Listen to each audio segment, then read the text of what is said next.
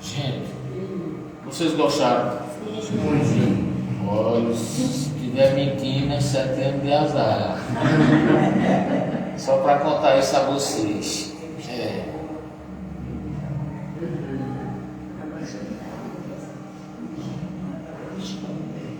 É ele que faz aquela. Que fica assim de cabeça para baixo? Sim.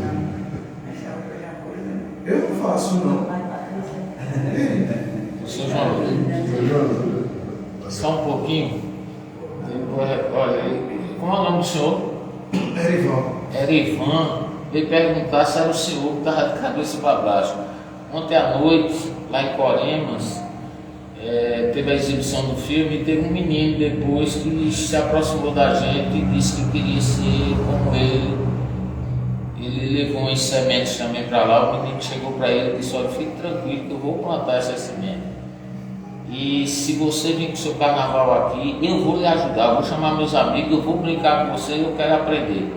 E seu João fez, que ele chama o coqueiro ou a bananeira, e isso também me impressionou, tá? Foi um dos fatos, dos acontecimentos do seu João. Então, para contextualizar para vocês, certo? Eu estive em Salvador, inclusive com esse filme, disputando a etapa Nordeste dos cursos de comunicação. E quando a gente foi no restaurante, aí a moça disse: o almoço dá para 3 pessoas. Eu gosto muito de brincar, gente. Eu sou aqui assim, era no trabalho, ela me conhece, é na rua, em casa, eu gosto muito de brincar. E aí eu disse para a moça: olha, dá para 3 pessoas? Ela disse: dá. Eu disse: olha, quem mente para mim é 7 anos de azar. Aí o cozinheiro correu lá dentro da cozinha, olha, gritando esse homem: não vai pegar em mim não, né? Não vai pegar em mim não, né? Aí eu digo: não, meu amigo, eu só estou brincando, tá? Mas enfim, o projeto Caboclinho, ele nasceu aqui em Caruaru, no curso de comunicação da Universidade Federal de Pernambuco. Eu passei desde os 14 anos dentro de uma agência bancária, fui menor aprendiz, não gostava de estar ali preso no banco, fui todos os cargos que tinha na empresa, eu cheguei a galgar, e eu digo a vocês, de forma honesta, isso eu tenho ido em qualquer lugar, sem passar a perna em ninguém, me esforçando, tá? E procurando de forma ética subir os degraus na empresa. Fui educador corporativo, dei uma volta por aí afora, e quando eu me aposentei, eu comentava com o Alan, chegou um momento que aquilo que estava sendo enaltecido ia de encontro com valores que eu recebi na minha casa. Eu digo: eu não vou fazer isso e eu ficar sem dormir. Muitas vezes a gente é forçado, uma pessoa chega com um pacote ruim para você e você absorve o problema daquela pessoa e tira a sua paz. Eu digo: meu Deus, vai tirar a minha paz. Eu lembro que uma vez que eu fui perder uma noite de sono, que até então eu nunca tinha perdido, foi por conta de uma pessoa agindo errado. E eu me preocupando com ela, foi que um irmão espírita, o seu Zé Ferreira, que desencarnou na Covid, esse filme foi um desafio, ele foi filmado na Covid.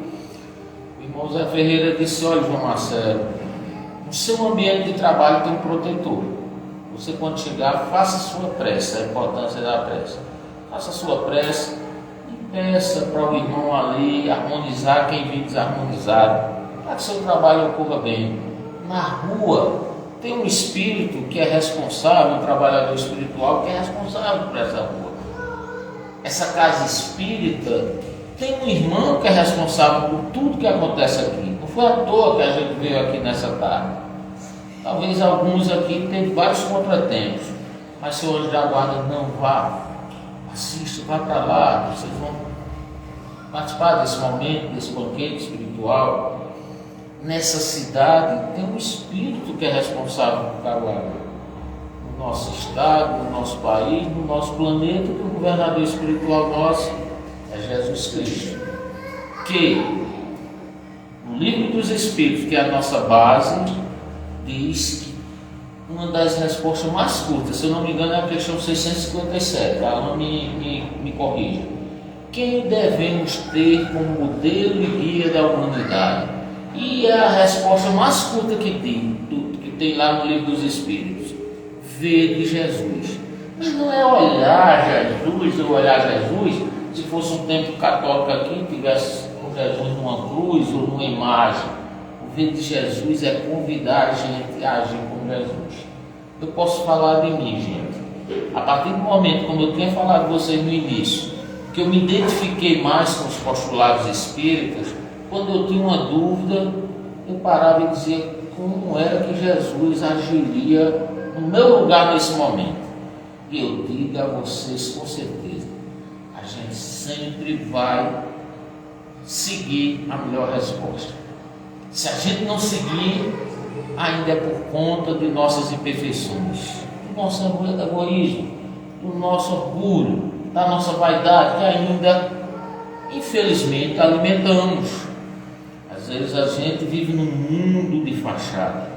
Sabedores aqui na casa espírita, que quando desencarnar, cada um de nós, todo mundo aqui sabe que vai morrer, né? Ou não?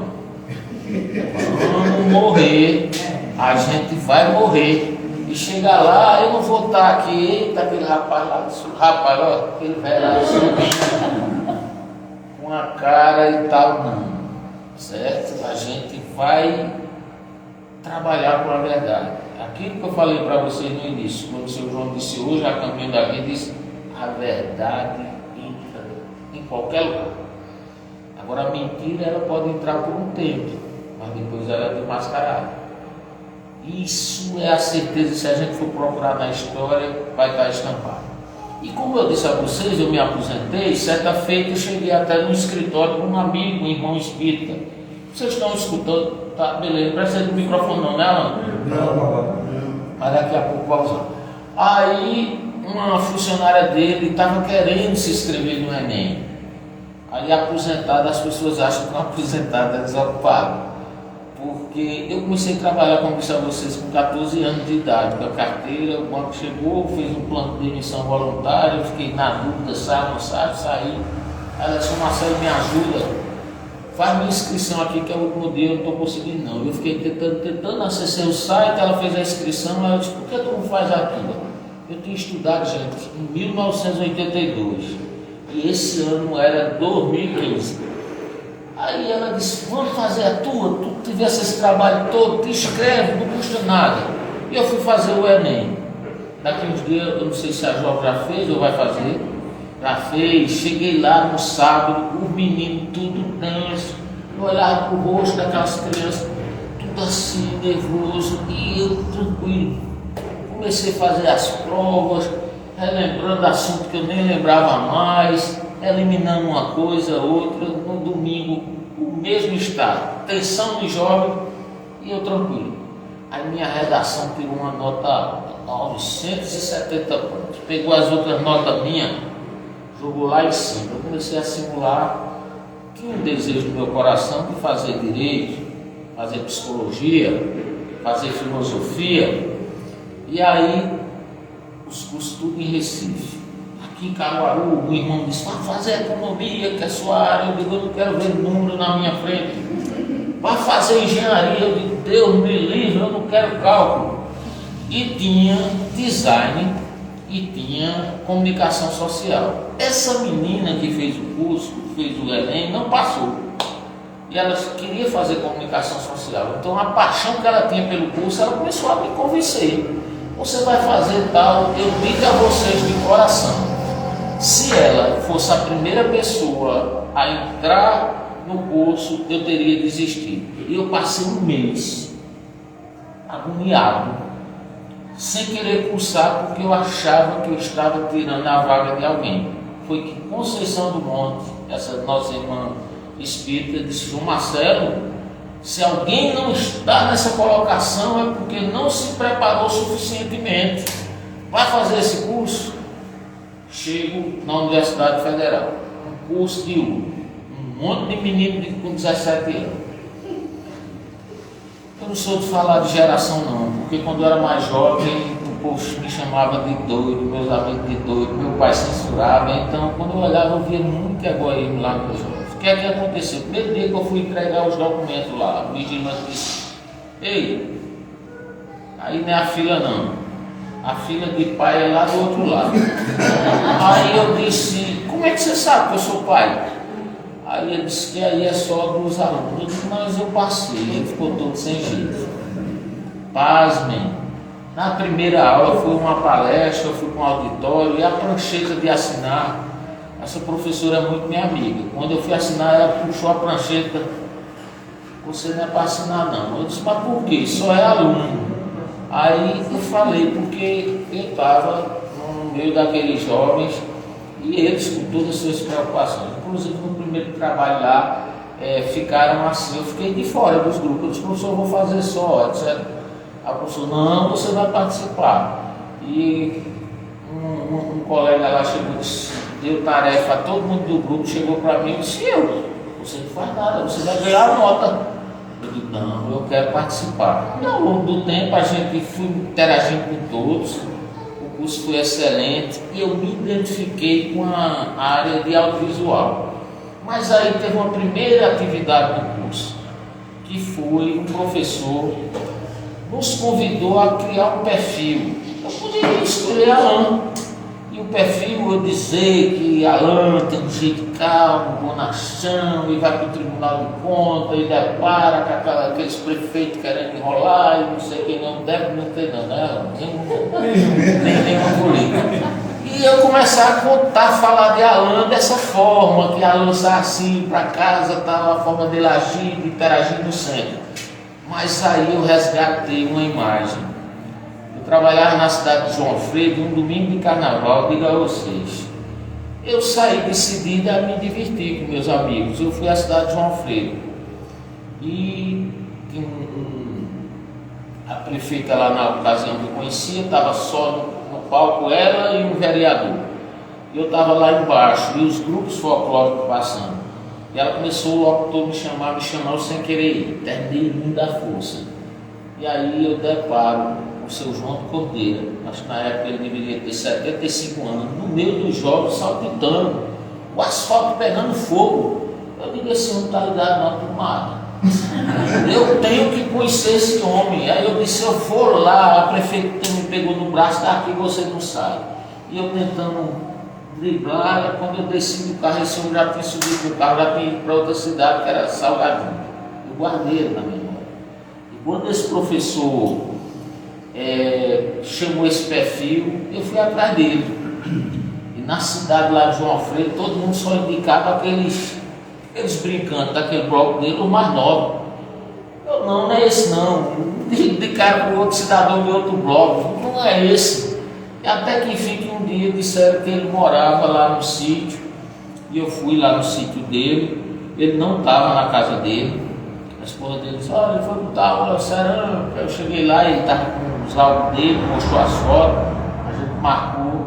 E na entrevista, esse homem quase me mata do coração. Ele contando a narrativa dele, e ele chegou para mim e foi fazer aquele coqueiro. Eu pedi por tudo para esse homem descer, porque na hora ele caiu de costa, ele quebrou a cabeça, tudo. Mas ele me disse coisa maravilhosa. E veio direto na minha cabeça a intuição: não vai ficar só nessa entrevista, tem que ser um documentário. E foi bom que eu levei uma câmera safada, não gravei tudo. E ele contou uma história. Ele tinha um sonho, com 75 anos, que muitas pessoas diziam assim: para que sonhar? Eu estou com 80, estou com 90, para que sonhar? E ele com 75 anos, ele chegou para mim e disse: eu tenho um sonho. Eu quero prestar uma homenagem ao meu avô, que está enterrado lá no Juazeiro. O avô dele, um passado muito distante, contemporâneo de Padre Cícero, uma seca muito grande aqui, o avô dele foi para o Juazeiro. Chegou lá, o Padre Cícero acolheu o avô dele, ele pediu uma terra para plantar. O Padre Cícero disse: olha, está aqui o terreno. Ele plantou, ele lucrou. Ele disse: Padre Cícero, eu vou buscar minha família para morar aqui. O Padre Cícero disse: você vai, mas ela não vai vir. E o avô dele chamou a avó. A avó disse: para você só, eu vou ficar aqui em Pernambuco porque tem um time do Náutico, ela torceu pelo Náutico. Brincadeira, viu, gente? Quem torce pelo Náutico sou eu. A avó dele disse: eu não vou. O avô dele voltou. E chegando no Juazeiro, o avô dele passou 1 ano, não voltou, 2 anos não voltou, 3 anos não voltou. O pai dele, com outro irmão, com o tio dele, foram a pés para o Juazeiro. 550 quilômetros. Chegando lá, cadê meu avô? O pai disse que seu avô morreu. E ele está enterrado aqui, é aquela árvore que vocês viram, se chama tamboril, é uma região. É uma árvore frondosa. Ela normalmente à noite, por conta de muitas folhas, tem época que ela cai as folhas todinha. Aquele sereno da madrugada, ela absorve e passa o dia todo caindo naquele pingo. Normalmente por baixo dela é tudo verde. E o padre Cícero disse: olha, seu avô está aqui enterrado neste tambor, aqui embaixo desse tambor. Os parentes voltam para comunicar à família que o avô tinha morrido e estava enterrado no Juazeiro. O tempo passa. O padre Cícero morre. Ele está morrendo. E aí alguém tem uma ideia de fazer a estátua do padre Cícero lá no horto, onde estava aquele pé de tambor, onde está enterrado o avô de seu João. Aí cortaram o pé de tambor e ergueram aquela estátua. Então o avô dele está enterrado ali debaixo da estátua. Eu disse: a gente vai criar. Eu disse: eu tenho que realizar, ajudar a realizar o sonho dele. E a história era bonita. Seu João, ele é como uma vela ali no agreste, ele segurando a cultura do bloco dos caboclinhos. E ele, nessa entrevista, ele, uma das passagens dele, ele disse assim: João Marcelo, você já foi no Carnaval de Olinda? Eu disse: já. Ele disse: é a coisa mais bonita do mundo. Ele foi com o bloco dele mais humilde que os de lá. O governo dá mais dinheiro, ali a região de Goiânia, de Recife, cultura, e ele maravilhado com aqueles blocos. Ele sentou-se, teve a apresentação do bloco dele, sentou-se, os amigos dele: vamos embora, não vou não, só sai daqui do último. Ele encantado, ele disse: olha, se o céu for diferente daquilo, eu não quero o céu. Eu queria pegar esse registro no filme, aí não teve carnaval por conta da pandemia. Então, feita esta introdução, nosso trabalho de TCC foi Caboclinho, a trajetória de um artista popular do Agreste para manter viva a tradição indígena de um bloco de caboclinhos, tá? Tive a orientação da professora Amanda Mansur, deu um suporte enorme. Então eu vou mostrar a vocês aqui uma reportagem que teve na Globo Nordeste, sabe? Esse homem está famoso demais.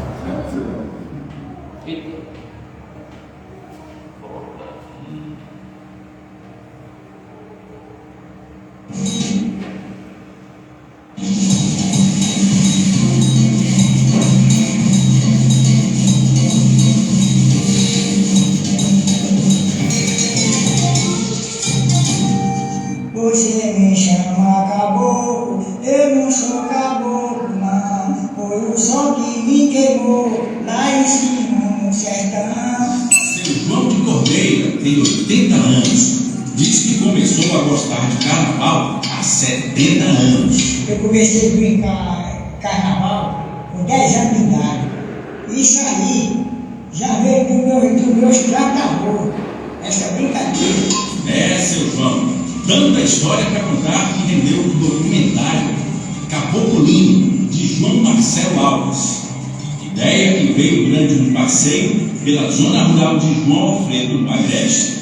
O primeiro contato com o seu João foi no domingo de carnaval, um sol muito quente, o asfalto pegando fogo. Quando eu deparei com aquele brincante, saltitando, fazendo acrobacias entre os jovens, fiquei encantado com aquela figura e eu disse: eu quero conhecer esse homem. E depois, a partir de uma atividade na disciplina de técnicas de redação do curso de comunicação social da Federal lá de Caruaru, onde a gente tinha que fazer uma entrevista, eu resgatei essa história, aquela imagem daquele brincante, e resolvi fazer essa entrevista. Despertou em mim a partir dessa entrevista, registrar isso no documentário. O documentário Caboclo Limpo foi exibido em festivais de cinema em Pernambuco e em outros estados do Brasil, como Minas Gerais, que conheceu o Brincante pelo olhar do cineasta de Surubim, na Mata Norte. Nós fomos para o Porto da Taquari, o filme tem uma trilha sonora belíssima, o filme tem esses cenários belíssimos que tem no Agreste. Então a gente precisa não somente mostrar o litoral de Pernambuco, mas mostrar o interior.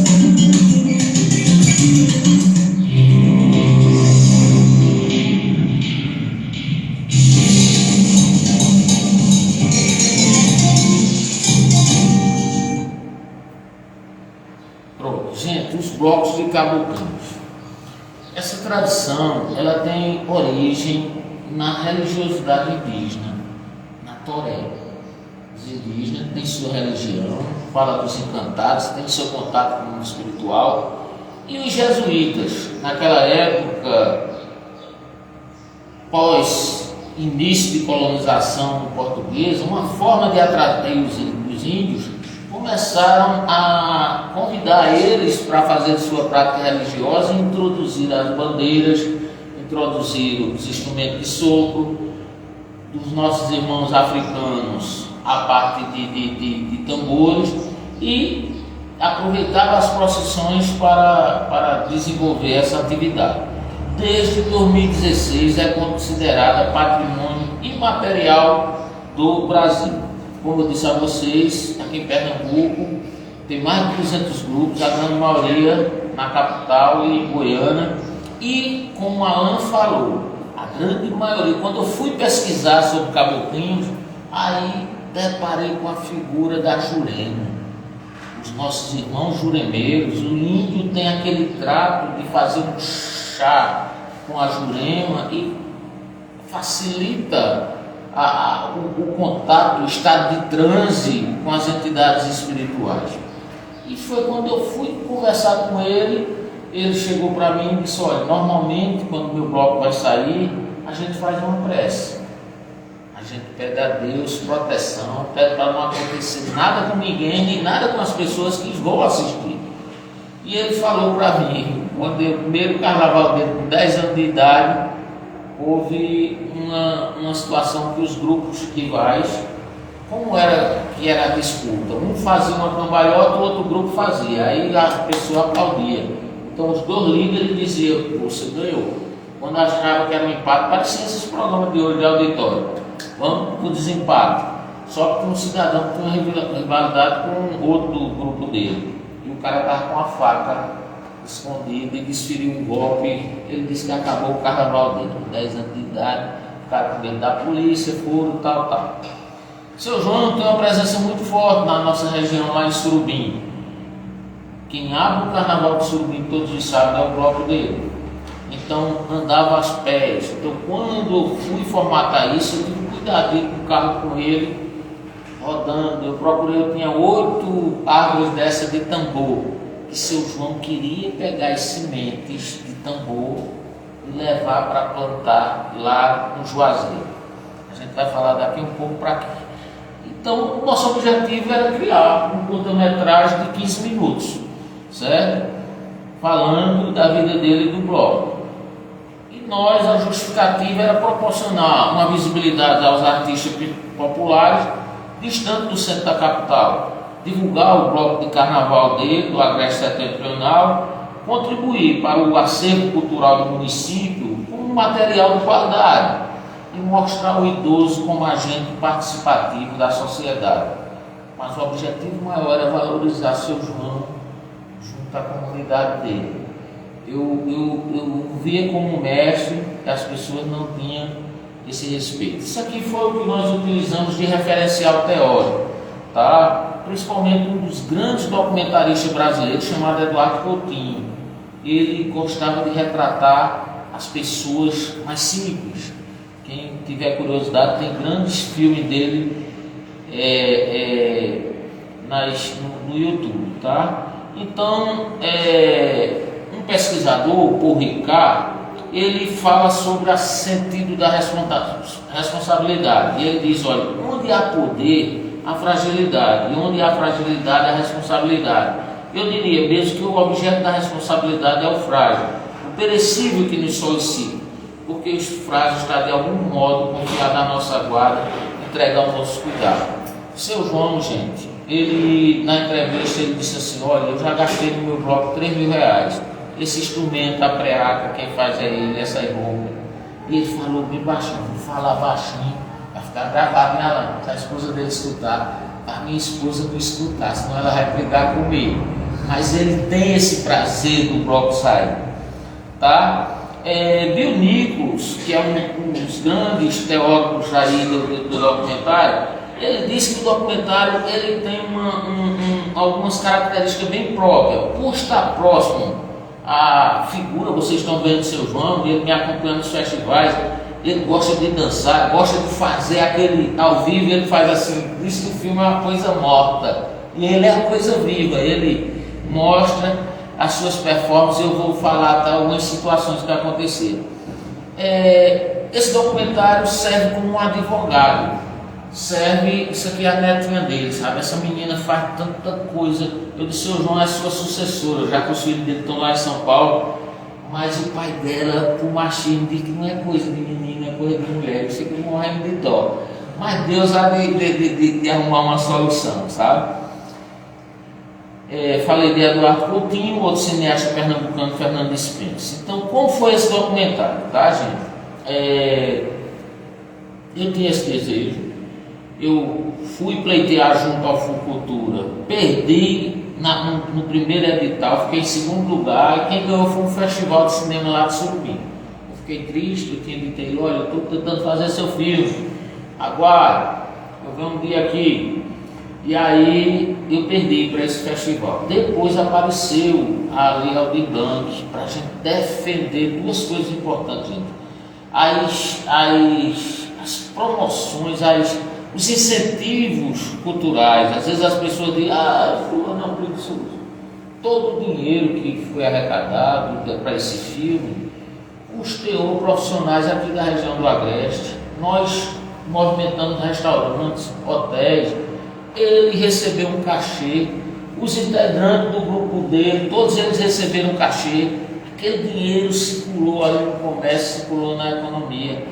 Às vezes a pessoa diz: não show isso, aquilo, outro, que venha 500 filmes para Caruaru, 1 milhão de filmes, a gente vai estar dando aqui, otimizando. Eu estou falando só do lado econômico, que às vezes as pessoas não notam. Então, depois nós conseguimos esse patrocínio. Eu fiquei triste, porque descontaram 27 mil de imposto de renda, eu já tinha calculado os custos. Aí liguei, veja, uma dificuldade, eu disse: não vou fazer mais um filme. Aí veio na minha mente um amigo meu lá de Taparitinga, que há muito tempo lida com documentário. Quando eu contei a ele, ele disse: tem calma, Marcelo. Tem um amigo que é Galindo Bezerros, Marlon Meireles. Conversa com ele, se ele se encantar com a história de seu João, com esse roteiro que tu tens aí, ele vai fazer com esse dinheiro que tu tem. Para vocês terem ideia, o valor que eu paguei a Marlon era para eu pagar 3 vezes mais, quase todo o orçamento do filme. Mas ele me deu um ultimato. Ele disse: olha, você tem que filmar em 5 dias. Eu disse: ai meu Deus do céu, comecei a moldar tudo. Eu disse: mas a gente vai fazer com 5 dias. Filmar lá em Surubim, filmar em João Alfredo, filmou aqui em Caruaru, ir para o Juazeiro e trazer essa história para vocês. E o que aconteceu? Aqui a equipe, está aqui o Marlon, está o Alexandre. A nossa equipe praticamente era esses 3. Alexandre tinha uma preocupação tão grande com o coronavírus, e seu João, a gente se preocupava com a idade dele. Então reduzimos a equipe, visitamos esse cenário. Isso aqui é um parque que tem lá em Surubim. Eu quis valorizar a terra, um parque dos bonecos gigantes, para fazer aquela apresentação do sonho. A gente encontrou essa árvore do tambor lá próximo. Um cidadão queria um tambor porque tinha um balanço lá bonito, sabe? Eu não quero balanço não. E o cara: não, o balanço é mais bonito do que o outro. Mas assim, porque o tambor transformou-se no personagem do filme, certo? É uma árvore que ela transformou, que seu João levou as sementes para lá, e daqui a pouco eu vou falar do Juazeiro. Então, a interferência espiritual. Olha, nesse momento dessa entrevista aqui, foi no sábado. A gente chegou, o seu João sentou-se aí no sofá dele, eu me posicionei do lado de cá, amarro para toda aquela parafernália. Não era época de insetos cigarros. Todo mundo aqui sabe o que é cigarro, né? Minha gente, de repente, vai na casa desse homem, olha cigarro botar para apitar, pi, o menino do som cancela tudo. Ele acabou de seu filho. Aí lá vai eu, se tivesse uma pessoa resistindo, eu com o pau, eu e a filha dele espantar esse cigarro foi embora. Depois, Alexandre com uns fones de ouvido, um microfone com uma vara assim para captar o som, a lapela dele do lado direito, o microfone de lapela.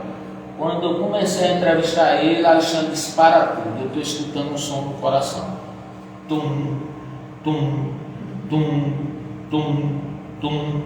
Desliga o aparelho. Tum, tum, mal botou no ouvido e aquele som. Aí é o lapela. Lapela não pega o coração, senão você estava escutando os batimentos dele. Aí, o que será esse som aí? Aí o seu João bem calmo disse: calma, menino, foi o meu caboclo que chegou aqui. Aos dois, João Marcelo, que é isso? Vamos desistir desse filme. Minha gente, tenha calma, caboclo é do bem. Como o seu João tinha dito, caboclo livra ele de várias situações. Ele é católico. Ele é católico, ele poderia muito bem se identificar com a Jurema, se identificar com alguma religião de origem afro ou dos povos originários, mas ele disse: não, ele é ciente da mediunidade. Tem esse contato com o caboclo. O caboclo, ele faz as orações dele, o caboclo orienta, vai assim, faça e tal. Primeiro contato. Seu João, eu cheguei para ele, eu disse: seu João, como é que o senhor quer ser visto? Eu vou voltar aqui. Como é que o senhor quer ser representado no filme? Porque eu tinha dito a ele: vai ser o senhor sozinho, porque eu não queria contato com outras pessoas. Ele disse: deixa eu fazer 3 pedidos. Eu disse: faça. Ele disse: o primeiro, eu gostaria que os 2 melhores amigos meus aparecessem no filme. Que é esse senhor que está com a bandeira, Irineu, e o que aparece tocando pífano, Sebastião. Ele disse que nos momentos difíceis eles estiveram comigo. Isso tem a ver com doutrina espírita? Tem, gente. A gente se abraçar, a gente estar junto, a gente honrar aquelas pessoas que num momento difícil estão com a gente. Que é muito bom quando a gente está no bom, fazer festa, está rindo, está aquilo, mas no momento da dificuldade é que a gente vê as pessoas. Ele disse: segunda coisa, deixa os meninos que brigam comigo aparecer no filme. Olha, foi o dia mais tenso. Eu paguei um cidadão para não ter aproximação. Só que o menino estava todo encantado com as piruetas do grupo. Quando eu vi ele estava lá junto, olha lá o povo junto, pelo amor de Deus. No final do dia eu fiquei ainda tenso.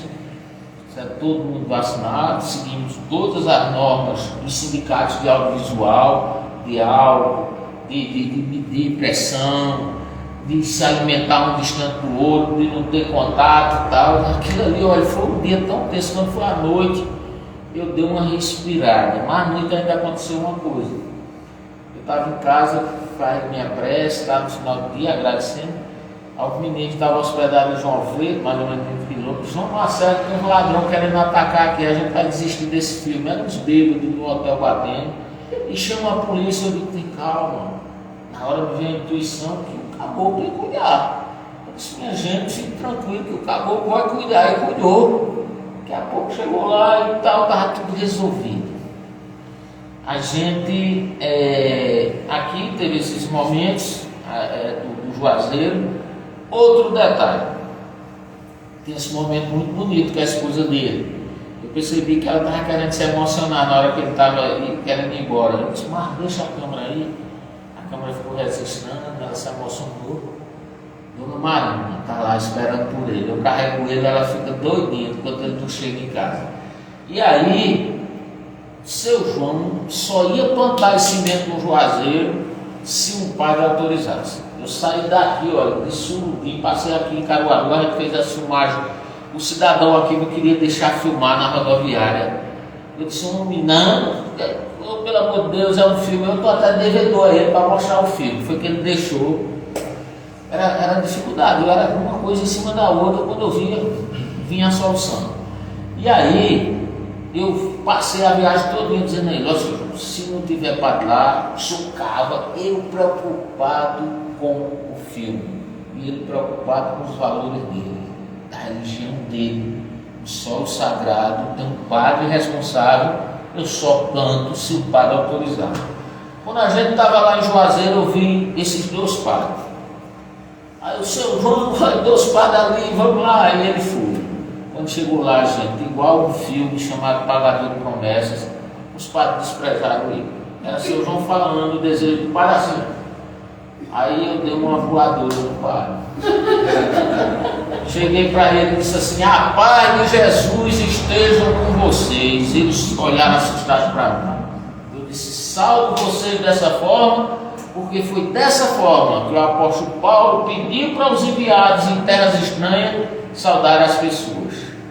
Eles olharam assim, eu disse, escuta esse cidadão, nós viemos 550 quilômetros, ele quer plantar semente, simplesmente que essa semente germine, que haja essa homenagem ao pai dele de um pé de tambor que foi arrancado, que de repente a gente acha que uma semente acabou tudo e ela mostra a renovação que a doutrina espírita diz, o corpo merece, vai ali, tudo é carbono nessa mesa, esses equipamentos, mas há essa renovação da vida, e a gente tem essa escola que é a doutrina espírita para nos fortalecer, porque eu digo a vocês, gente, quem não tiver certeza que vai reencarnar, quem não tiver certeza que no mundo espiritual vai tirar o véu, eu digo, olha, vai ter muita dificuldade.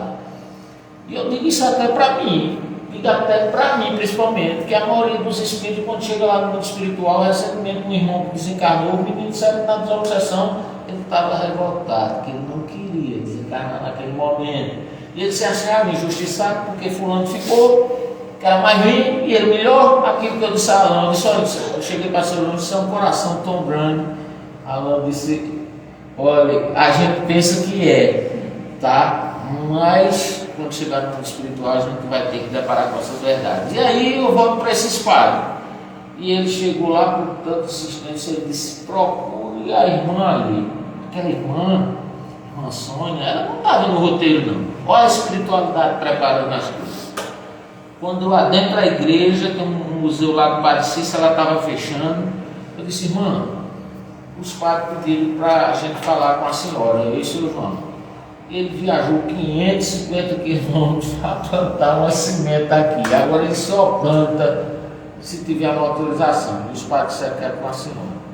Os olhos dela brilham. Ela é de Minas, quando eu estou viajando com ele e a repetição do filme, eu sempre troco umas ideias com ela. Ela disse, você não vai plantar em qualquer lugar não, você vai plantar lá dentro, onde era o canteiro do Padre Cícero. Olha, eu disse, Marlon, pega a cama, Marlon, e a autorização, Marlon, pega, eu saí com tanta bolsa, o som naquela hora não é legal, mas era para registrar. E ele, dentro da fé dele, dentro da simplicidade, disse, olha, eu me emociono com o Padre Cícero também e tal, quando ele coloca as sementes. Até um cidadão disse que era para eu ter colocado no filme o choro dele mais tempo. Ele se emociona, né? Por conta da família dele. E depois ele pede outra autorização a ela. Ele só lhe trouxe nos trajes da minha dança. A senhora deixa eu dançar nos pés do Padre Cícero, dance. As pessoas lá assustadas, olhando para ele, perguntavam se pagava para tirar foto com ele nem nada. E ele fez as coreografias, eu coloquei a música do Caboclinho lá na estátua, ele dançou, depois ele foi acender a vela para o avô dele, a homenagem. E eu fiquei feliz que ele estava realizando o sonho dele, que a gente poderia compartilhar isso com as pessoas. A trilha sonora, esse rapaz aqui é de Arco Verde, Lula Moreira. Na primeira edição do filme a gente pegou umas flautas lá dos Incas, dentro do meu coração dizia, está faltando uma coisa. Tem um rapaz aqui de Caruaru, uma vez apresentou um projeto lá na faculdade e tinha uma banda de pífano lá de Arco Verde. Eu gostei do som, o trailer, eu ia pedir, perguntei logo, dá o contato, e ele deu o contato desse cidadão. Ele disse, eu quero assistir o filme. eu pedindo autorização para o making off. Aí esse rapaz, quando assistiu o filme, no outro dia de manhã, 7h30, ele liga para mim. Eu não dormi. Eu queria que você me desse uma oportunidade. Eu fiz 3 trilhas musicais para esse filme. Aceite uma. Eu disse, mande isso aí que você produziu. Minha gente, quando a primeira gravação, eu chorei. Chorei feito menino. Eu sou meio para chorar, mas chorei. Era como se a mão esperasse a luva. Quando eu escutei as outras, eu disse, meu amigo, não faça isso não. O que é que eu faço para colocar essas suas 3 músicas? Eu disse, me dê uma quantia para eu gravar no estúdio profissional. Eu digo, me dê logo o seu Pix, mandei logo para ele. E o menino da edição, quando eu fui falar com ele, ele disse, vem tudo de novo, João Marcelo. Eu disse, pelo amor de Deus, coloca essa música, coloca essa trilha sonora. E teve essa ajuda. Aqui são colegas meus da faculdade, às vezes a pessoa ajuda com um sorriso. Eu sou grato com as pessoas. Às vezes uma pessoa chega aqui e abre uma porta para você. Às vezes uma pessoa indica um livro. Às vezes você dá uma boa tarde, boa noite. Às vezes você liga para aquela pessoa que nunca mais veio para o centro. Não veio porque muitas vezes as pessoas vêm para o centro, tem um benefício, vai embora, a gente fica um pouco triste. Mas ligue para ele, diga que hoje nessa reunião aqui, a gente pensou nele. E quando a gente pensa, gente, há uma irradiação, há uma conexão. Vocês acreditam nisso? Pode pensar numa pessoa da família, uma pessoa que está doente agora. Na hora que a gente pensa, a equipe espiritual aqui, ó, vai lá, às vezes traz um irmão desencarnado que está aqui. E isso a gente aprende na casa espírita. Ontem eu estava com ele no hotel, ele estava dormindo à tarde, estava meio cansado lá. E uma moça ligou para mim pedindo o nome de um curandeiro. Ela disse, olha, esse homem tem um poder e eu estou aqui. Eu disse, não, minha irmã, você tem fé? Ela disse, tem. Eu disse, você vai fazer comigo agora. Eu disse, vamos, eu vou orar com você, se você não tiver condição. Rezei um Pai Nosso, pedi para ela mentalizar a casa espírita que um dia ela foi. Que por conta da pandemia, ela disse que não estava indo nem nada. Eu digo, mire essas paredes. Imagine como se fosse um arco-íris, só que sem aquelas cores, nada contra as cores, mas uma luminosidade daquela casa espírita até o local que você está. Imagine 2 trabalhadores espirituais saindo de lá e vindo a ser socorro. Quando terminou a prece, ela veio me agradecer de lá. Menina, eu que te agradeço. Tu me chamaste para fazer uma prece. Eu recebi ajuda. Às vezes um passista, eu tenho um amigo nosso, 96 anos de idade lá no Rio, seu Amaro. Eu fiquei, ele é assim, era do tempo kardecista, a esposa dele foi, vou terminar. A esposa dele foi para uma igreja lá do Jurei e ele, na casa espírita, começou a aplicar passes. E ele pedia, eu chegava às pessoas, pacientes, muito obrigado. E as pessoas vinham. E eu perguntei a ele, ele disse, não, João Marcelo, porque na hora que a espiritualidade manda a energia, quem recebe sou eu. Depois eu passo para as pessoas. Gente, a repercussão desse filme, tem 5 minutinhos. O que é que aconteceu? Esse filme eu coloquei no YouTube. Quando eu olhei, visualização, 700 no primeiro dia. Eu liguei para Alexandre disse, tira isso do YouTube, a gente vai escrever em festival. Eu sou meio doido, gente. Eu sou meio assim, para mim, o mundo é o mundo, a terra é a terra. Eu comecei a escrever nesses festivais grandes. Aí, o Festival do Tiradentes é considerado um dos maiores do Brasil. Aí, quando eu vi, foi selecionado. Eu liguei para um menino, tem pessoas que há 20 anos militam, eu nunca consegui. Eu disse, tá doido, João Marcelo Tiradentes. Nós fomos para Santa Catarina, Festival Latino-Americano. Foi a primeira viagem de avião dele. Eu saí pedindo dinheiro na cidade dele lá, teve um cidadão que foi dar um dinheiro e disse, vocês vão lá de avião, aí vocês vão cair. Depois, seu João viajou e a gente foi matéria lá, do Jornal da Globo, 2 matérias locais, aí o filme não ganhou um prêmio, ele ficou assim e tal, mas eu disse, seu João, não se preocupe não, lá as crianças de Santa Catarina, que é uma cultura diferente, abraçaram ele e tal. Nós fomos, como eu disse a vocês, a semana passada a gente estava em Manaus, ele disse que já vai com 10 viagens de avião.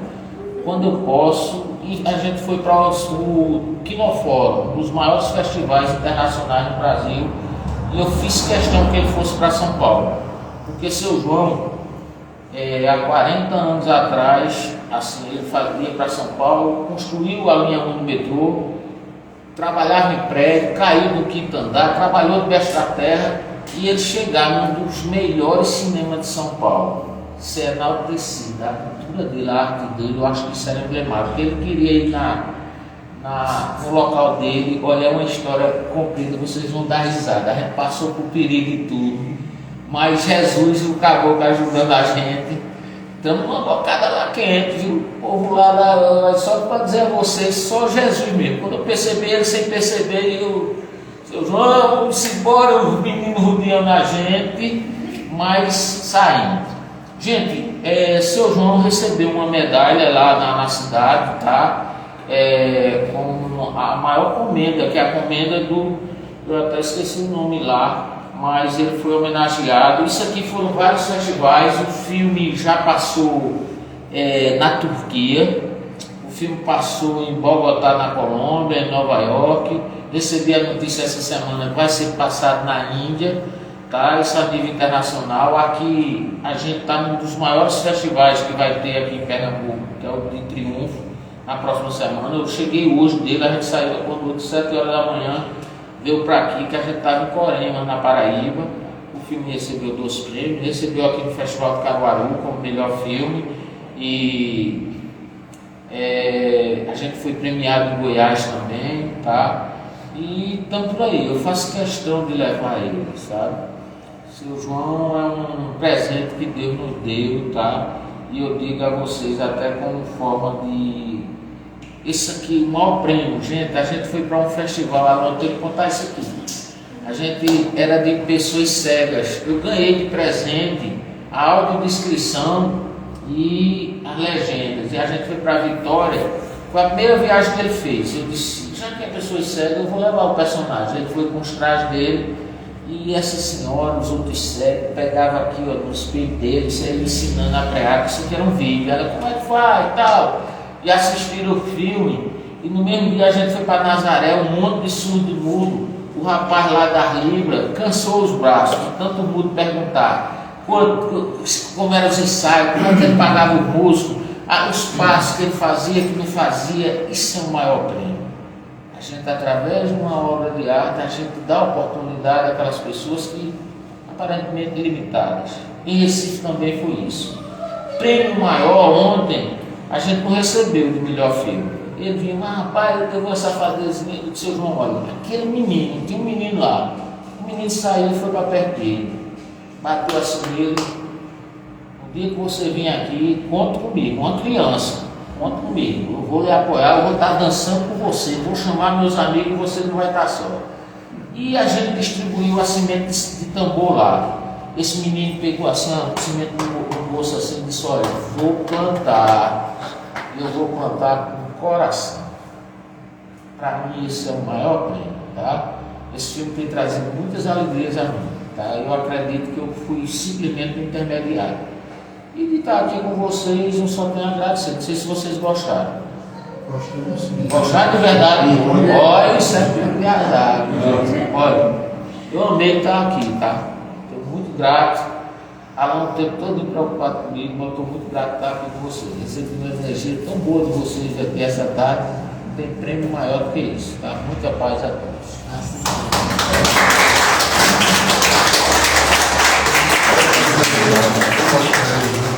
Seu João, venha cá, seu João. Olha o pessoal que não lhe viu. Ah, venha cá, seu João, o povo aqui quer lhe ver. Vem aqui, olha. Vem cá, olha aqui o povo aqui. Cadê ele? Ele é de verdade, viu, gente? Esse caboclo indo aqui, olha. Valeu, vai a cara ali pro povo agora. Obrigado, gente.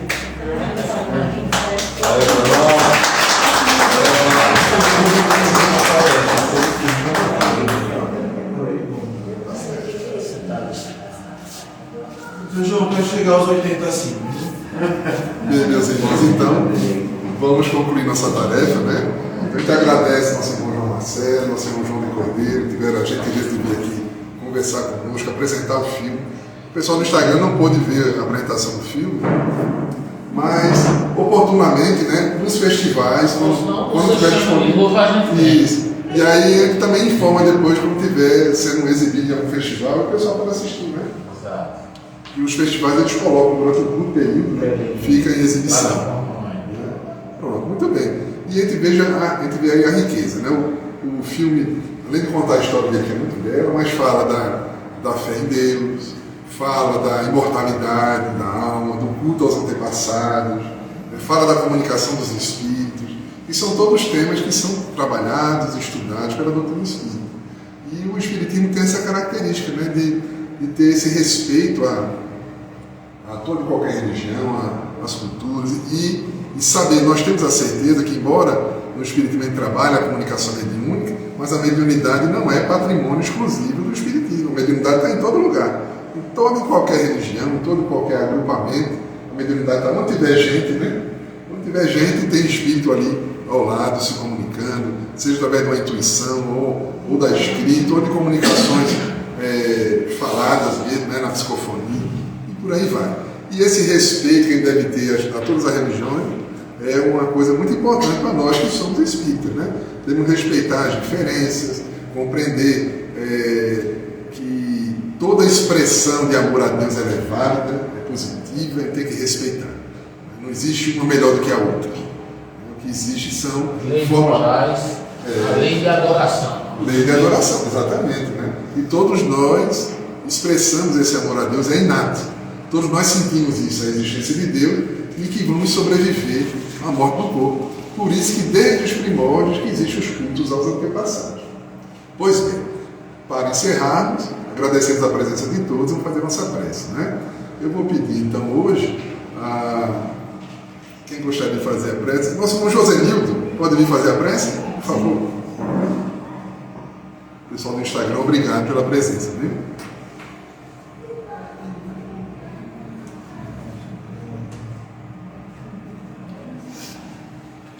Vamos fechar os nossos olhos, né? Pedir a proteção e agradecer a Deus pela oportunidade de mais uma vez de estarmos reunidos e partilhar, né, de tanto conhecimento dessa arte, né, da cultura do caboclinho, né, agregando os conhecimentos espíritas, né, e que todos nós possamos voltar para as nossas casas na santa paz de Deus, que assim seja.